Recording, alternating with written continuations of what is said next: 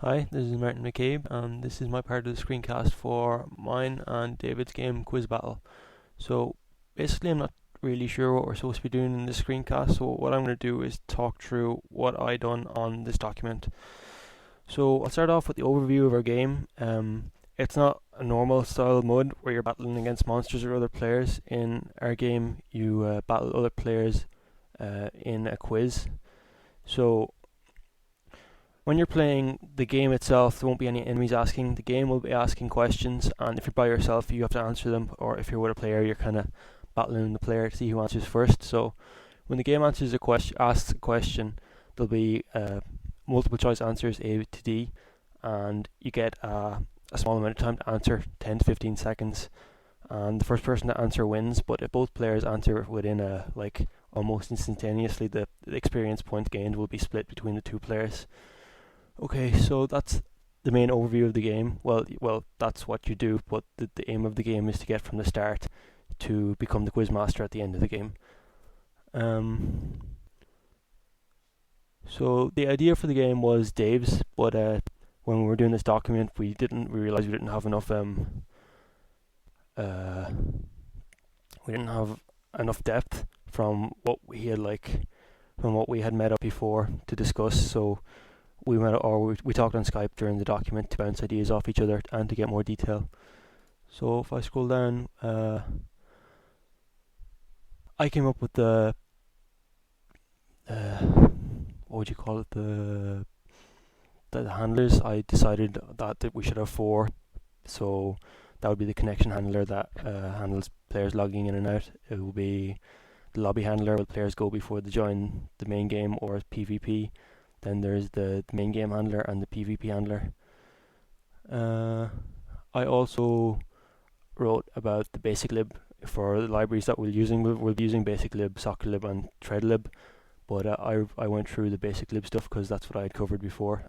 Dave had done the thread lib and soccer lib stuff. So what we'll basically using the basic lib is the parser for the string comparisons and stuff. We'll also be using it for the logging errors and logging like admin commands when they're like whenever they happen within the game, so we know who's doing what. The items was kind of split between me and Dave, or Dave and I, because it was his idea. He kind of had because the game was his idea. He kind of had an idea of what kind of items you want. So we don't have a normal style item list that will give all the stats and stuff, because our players don't have stats. Well, they have experience and a name. That's pretty much it. So all the items really do is affect the type of questions that they're asked. You'll see the 50-50 kind of, it splits the amount of answers they can give, and there's stuff like time extension, or the next question they got asked would be an easy question. We decided that the way that players will get items is from random drops, because I think it's a little bit fairer than one person answering all the questions to get all the items. And we also decided that each player should only be able to have one of each item, otherwise it'd be way overpowered and it would make the game too easy. The map was Dave's, so I'll leave that and let him talk you through that in his screencast. He did ask me for some input on what he should have in each of the rooms, and what should happen at each stage. And the parser was down to me. I have a fair bit of pseudocode in for what I think might work. I'm hoping it will, so it should be pretty easy to put in when we get to it.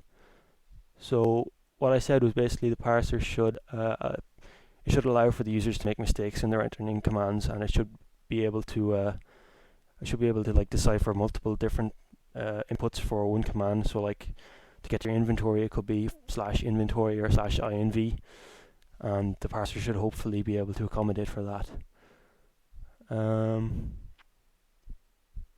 This is me again. It was just saying what I said earlier about if players answer a question at the same time, the experience will be split, and that if there's no attacks, there's answer questions, stuff like that. User abilities, admin abilities, god abilities. This was again split between me and Dave. So that's basically the requirements that the that hopefully the players and admins will have within our game. The server requirements was Dave. Then I basically typed out all the commands that each type of user should be able to have, but it was again input from both me and Dave that got them all done. Then down in the UML, I done the UML diagram and I had that finished before we had the whole doc done, so there's some stuff left out, like in question.